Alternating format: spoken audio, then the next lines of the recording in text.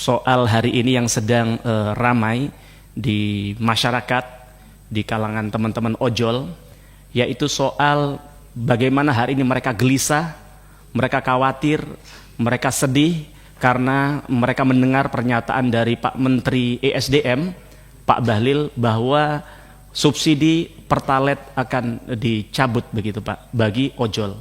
Karena ojol dianggap bukan bagian dari transportasi umum. Walaupun kami jujur aja soal itu gagal paham Pak.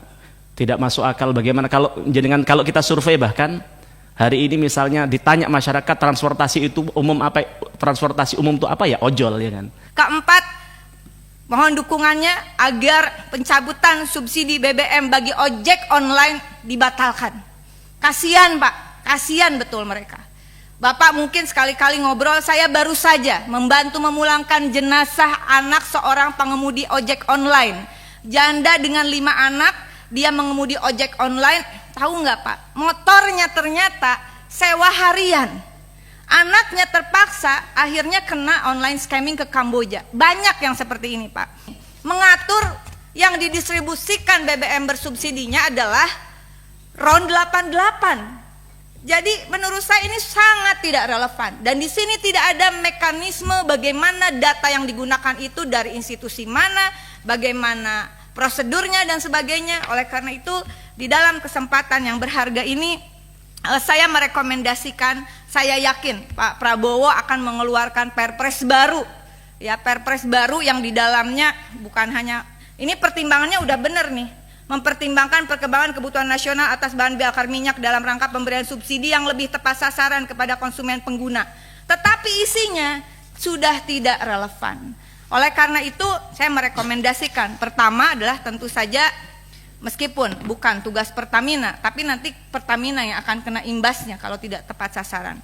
Segera benahi data penerima subsidi berbasis data desa kelurahan presisi. Yang kedua, revisi Perpres 19 2014, cabut Astacita khususnya bidang energi, dan bagaimana ada keadilan energi bagi masyarakat yang selalu disampaikan oleh Pak Prabowo tidak mungkin tercapai kalau payung hukumnya tidak direvisi. Ketiga, saya mengatakan menolak anggaran subsidi BBM dialihkan ke BLT dengan basis data yang tidak dibenahi tadi.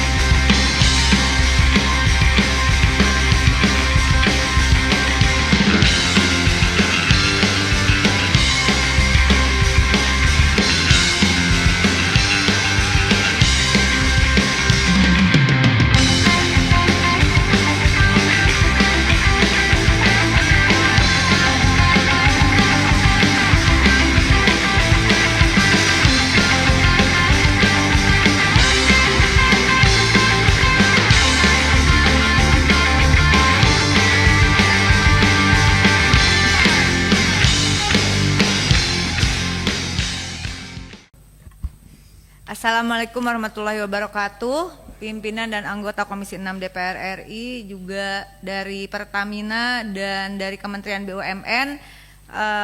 Saya kalau agak panjang hari ini mohon dimaklum karena saya pakai kebaya panjang pimpinan.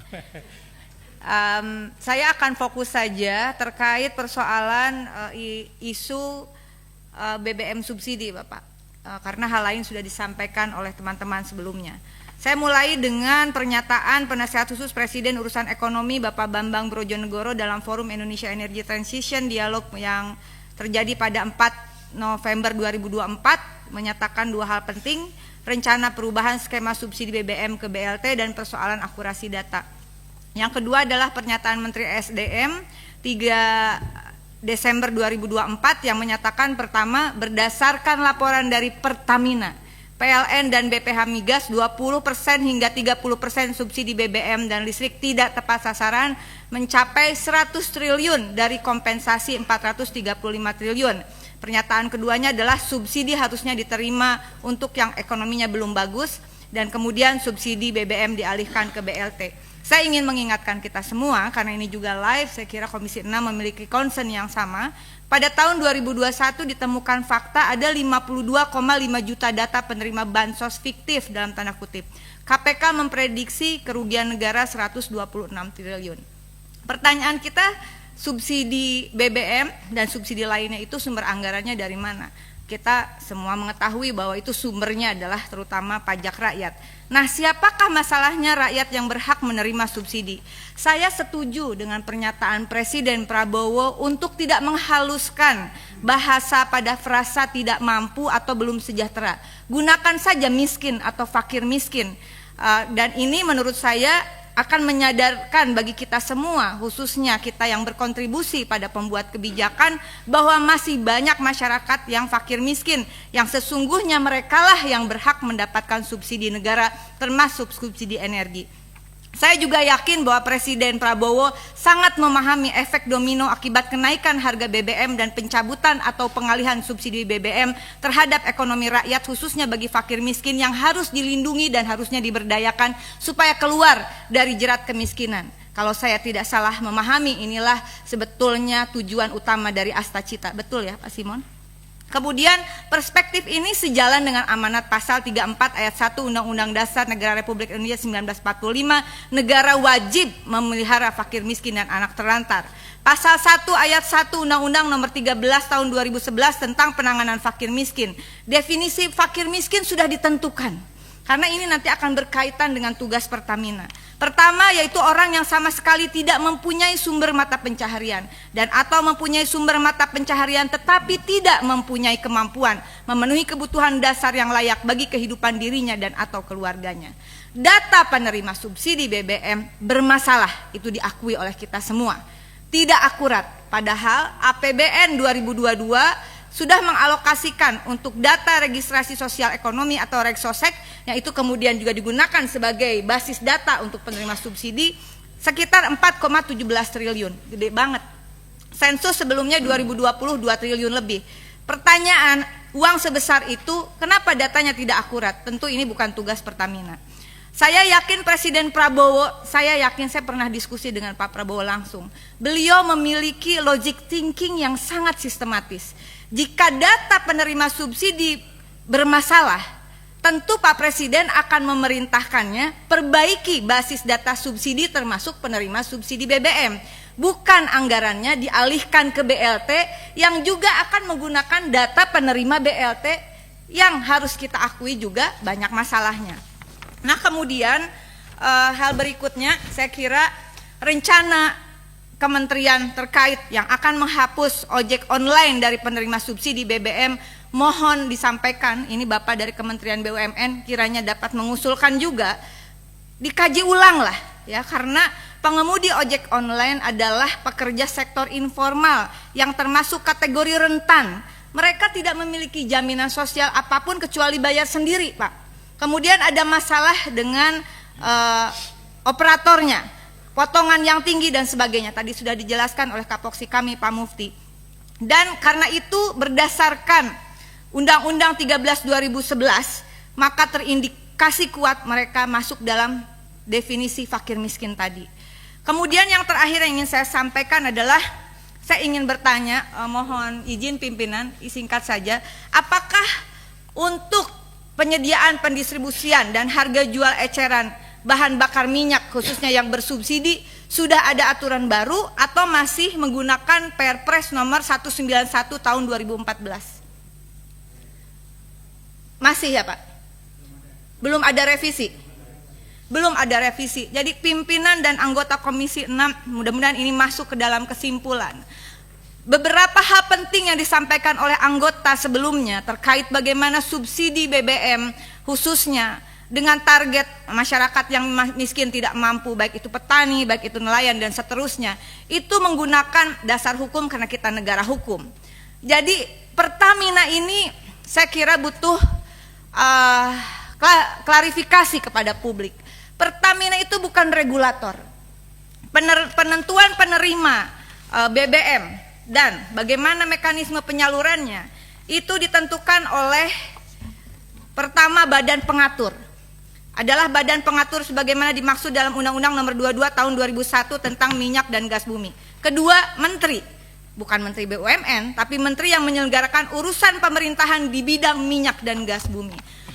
Saudara-saudara pimpinan dan anggota mohon dukungannya karena Perpres 191 tahun 2014 tentang penyediaan, pendistribusian dan harga jual eceran bahan bakar minyak. Di sini sudah ada siapa saja yang mendapatkan subsidi. Tetapi uniknya, saya sudah dari periode lalu saya minta segera revisi, perbaiki. BBM atau BBM yang diatur adalah dengan RON 88. Yang BBM subsidinya RON 88 Pak di sini, betul ya Pak ya? Saya tanya ke Pertamina, apakah Pertamina masih menjual RON 88? Saya dalam catatan saya, Pertamina, BBM yang dijual di Pertamina mohon dikoreksi.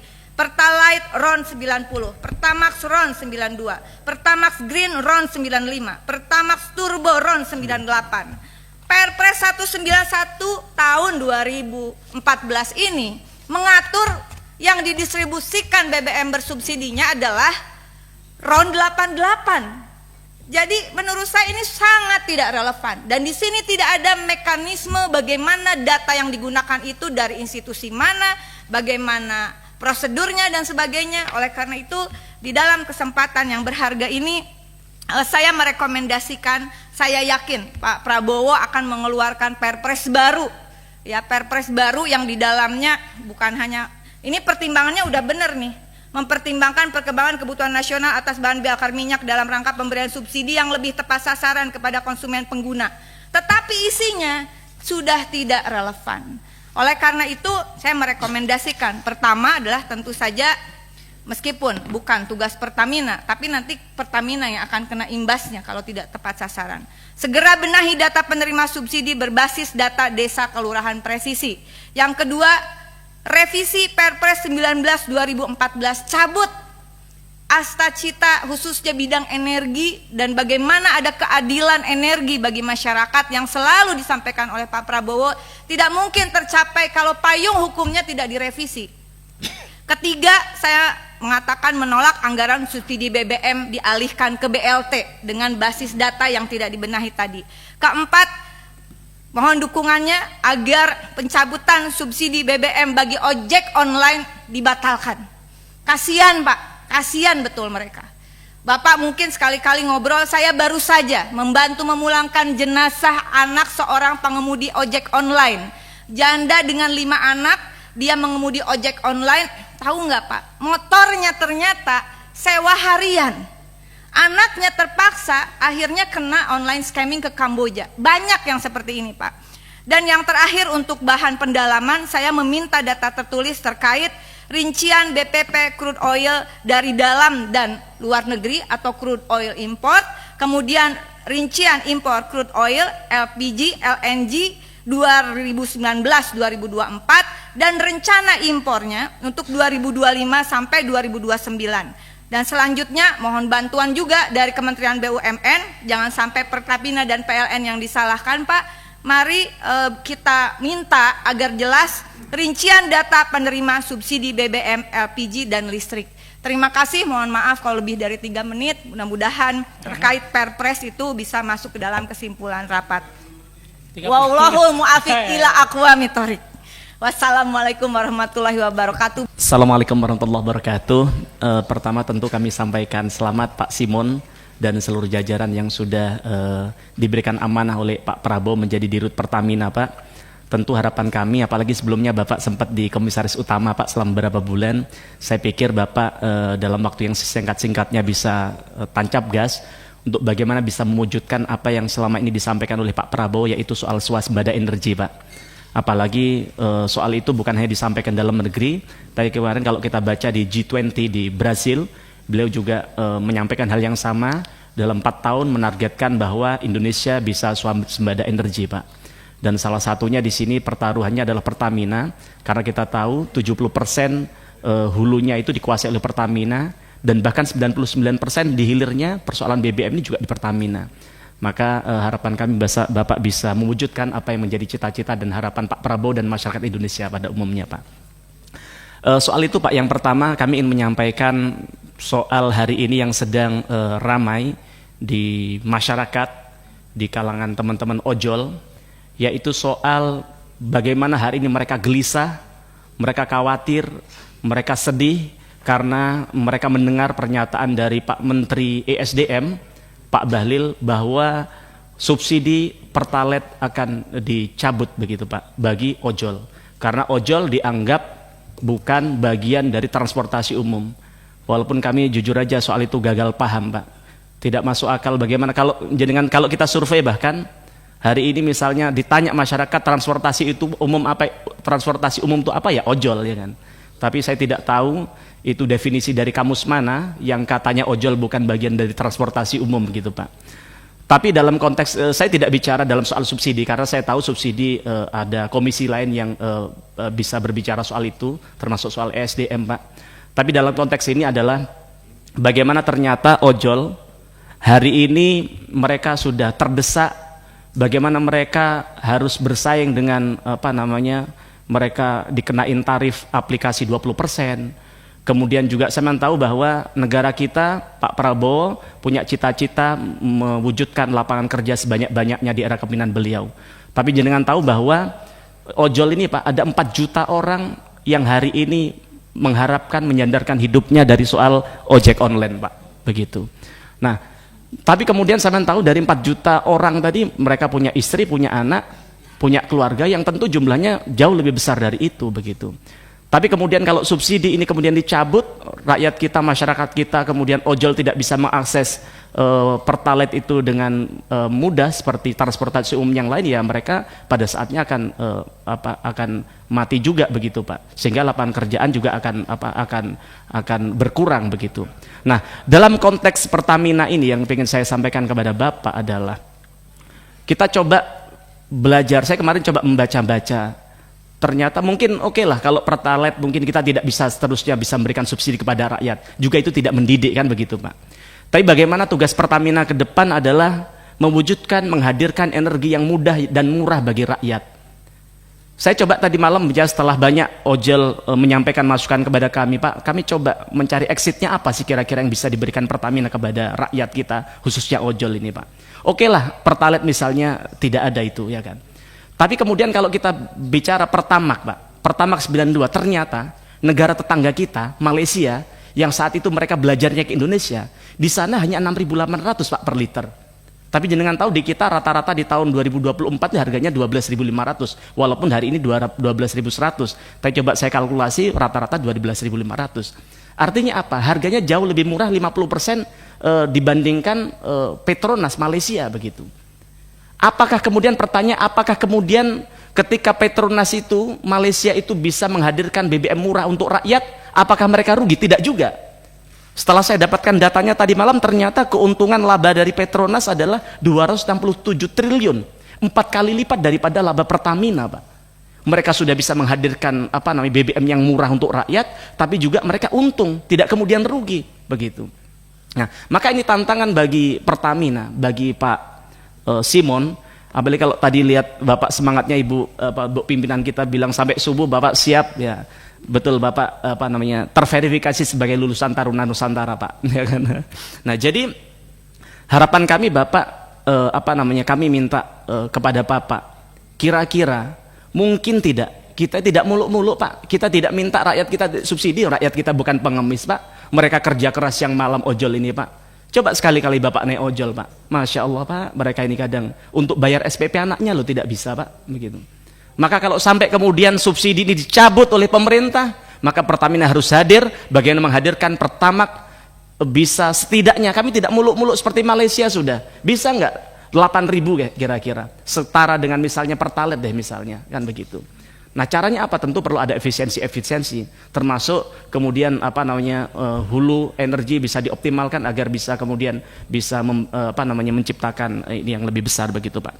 Kemudian yang kedua, hari ini juga sedang banyak menjadi pembicaraan di masyarakat soal BBM kualitas Pertamax yang dimiliki oleh Pertamina itu buruk Pak. Kalau kemarin kemudian setelah ada viral yang kasus sepeda motor macet itu, setelah kasus sepeda motor macet itu, kemudian dari pihak Pertamina menyatakan setelah diuji oleh IPB ternyata katanya itu bukan karena faktor Pertamax, tapi memang karena faktor motornya, mobilnya yang memang tidak fit begitu. Tapi harapan kami Pertamina, Pak Simon juga tidak bisa percaya begitu saja terhadap bawaan Bapak.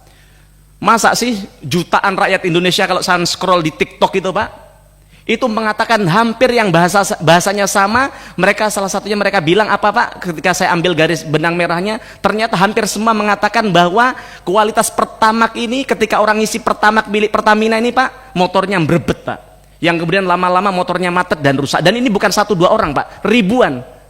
Saya tidak bisa hitung lagi berapa jumlahnya, Bapak bisa tim Bapak bisa hitung itu. Kalau perlu ditindaklanjuti, ditanya namanya siapa, alamatnya di mana, ininya apa ya kan. Jadi harapan kami agar kemudian kualitas Pertamina, integritas Pertamina bisa dijaga, agar apa yang sudah dilakukan oleh founding father kita yang bersusah payah menciptakan Pertamina ini, agar bagaimana bisa kepercayaan bisa tetap terjaga. Karena jenengan tahu, seperti di dapil saja Pak. Kan mohon maaf, orang beli mobil tidak semudah Bapak beli mobil Pak. Mereka harus kredit bertahun-tahun, sehingga ketika punya mobil mereka harus elus-elus bagaimana dia mengelus-elus istrinya di rumah, betul itu Pak. Nah, sehingga ketika dia punya mobil, mereka memikirkan bagaimana ini bisa dapat BBM yang sehat dan baik untuk mobilnya. Dan jenengan tahu, dapil saya Pasuruan Pak, tapi mereka jauh-jauh beli BBM ke Surabaya dan ke Malang untuk biar bisa beli di namanya BP Pak. Karena saya tanya, kenapa harus capek-capek ke BP? Karena ya tadi, mobil baru yang mereka milikin, ya itu tadi, nyandet-nyandet katanya orang Jawa ya kan. Bahkan lama-lama harus turun mesin gara-gara kualitas BBM dari Pertamina. Dan yang kedua, ternyata jauh lebih hemat, walaupun kadang harganya juga tidak terlalu berbeda jauh, tapi ternyata juga secara kualitas, secara performa juga jauh lebih baik dan lebih hemat begitu. Nah ini tentu kami minta kepada Pak Dirut, Pak Simon, di rapat berikutnya Bapak sudah menyampaikan kepada kami paparan soal ini sejujur-jujurnya, dan kami minta tindak lanjutin itu Pak, jangan didiamkan itu masyarakatnya di media sosial itu Pak. Maka harapan kami, kalau memang Pertamina ini sudah tidak bisa menghadirkan BBM yang murah, tidak bisa menghadirkan BBM yang berkualitas, bubarkan saja sudah Pak, kasih Petronas sudah masuk ke bangsa kita untuk bagian menghadirkan BBM murah. Buat apa kita bicara soal kedaulatan energi, tapi kemudian rakyat kita harus dijerat dengan harga BBM yang mahal, harus ditipu dengan diberikan BBM yang tidak berkualitas.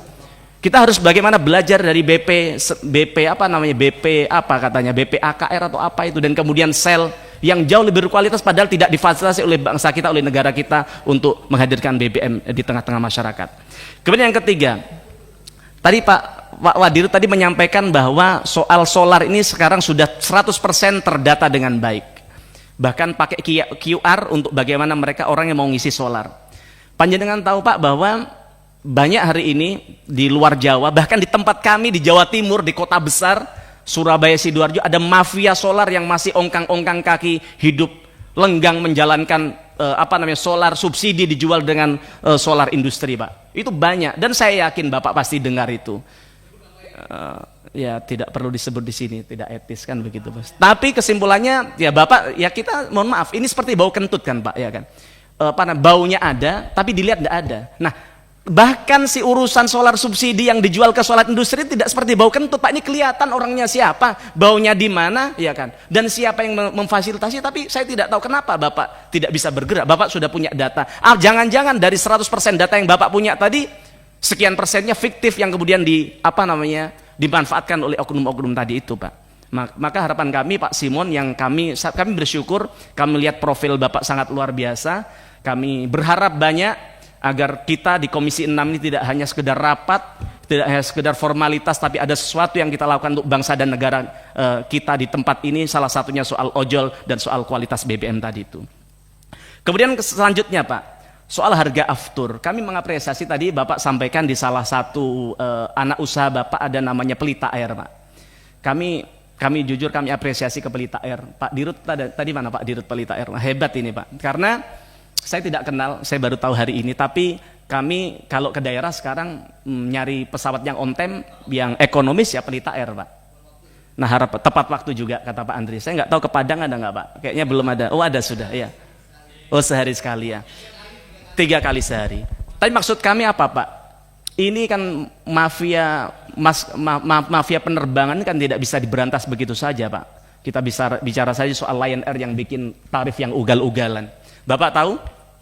Kemarin saat pertandingan Jepang Indonesia, itu saya cek harga tiket masyarakat Jepang padahal lagi berbondong-bondong Indonesia, paling mahal hanya 5 juta, Pak, dari Jepang ke Indonesia. Tapi di hari yang sama, saya cek penerbangan dari Jakarta ke Labuan Bajo, Pak, 6 juta, Pak. Jauh lebih mahal di dalam negeri kita daripada orang dari Jepang ke Indonesia. Maka bagian dari Bapak, apalagi pernah dididik di Taruna Nusantara, ke Bapak merah putihnya harusnya lebih kental daripada rakyat-rakyat yang lain, Pak. Maka harapan kami dalam rangka menyelamatkan bangsa kita agar kita tidak dijajah oleh mafia-mafia tadi, perbesar itu, Pak, namanya Pelita Air, Pak. Karena pesawatnya sudah bagus, bersih, tepat waktu dan terjangkau. Kalau perlu bisa-bisa ya seperti yang target yang sudah dilakukan oleh Pertamina ini, salah satunya adalah membantu pemerintah untuk menurunkan harga tiket dengan menurunkan harga aftur. Tapi apakah dengan menurunkan harga aftur 10% tadi sudah cukup untuk rakyat kita? Tidak, ya kan? Karena hari ini juga harga tiket masih mahal. Maka solusi lain adalah bagaimana Bapak bisa mendorong agar orang, kalau zamannya di Inka, Pak, semantau kereta api sampai hari ini, walaupun Pak Jonan sudah berapa puluh tahun lalu jadi dirut KAI, tapi orang kalau lihat KAI selalu ingat namanya Pak Jonan. Maka kami pengen ketika orang diingat namanya Pelita Air, dia ingat namanya Pak Simon, Pak, ke depan, gitu, Pak, ya. Kemudian selanjutnya, Pak Dirut mungkin tahu soal kilang RDMP di Balikpapan yang bahkan sejak zamannya siapa namanya Pak Dirut Dwi Sucipto, kemudian Pak Manik, kemudian sampai Bu Dirut Nike, bahkan sampai beliau selesai juga tidak beres-beres, Pak. Kami tanya kepada, dulu ketika saya 5 tahun yang lalu saya tanya ke Bu Nike tahun 2020, Bu, kapan bisa nuntaskan RDMP ini? Beliau bilang setahun. Tapi hampir 4 tahun, hampir 5 tahun, hampir setelah saya selesai dari periode pertama di komisi ini juga itu tidak selesai. Kami tanya komitmen dari Pak Dirut, Pak Simon, Pak. Bapak ini kan pernah dididik dengan semi militer, Pak. Saya yakin Bapak punya terobosan. Kami tanya kepada Bapak, bulan apa, di tahun keberapa RDMP ini bisa selesai, Pak? Karena kalau kita lihat, Pak, di pembukuan Pertamina, saya coba buka-buka tadi malam, bahwa konon di dokumen Pertamina, jika mega proyek kilang Pertamina diselesaikan tepat waktu pada tahun 2025, maka kita bisa ekspor solar Euro 5, Pak. Dan kemudian produksi kilang Pertamina bisa mencapai 1,8 hingga 2 juta barel per hari. Nah, tentu kalau itu bisa tercapai, Pak, kita tidak perlu impor BBM lagi, Pak. Itu aja dari kami, kurang lebihnya mohon maaf. Assalamualaikum warahmatullahi wabarakatuh.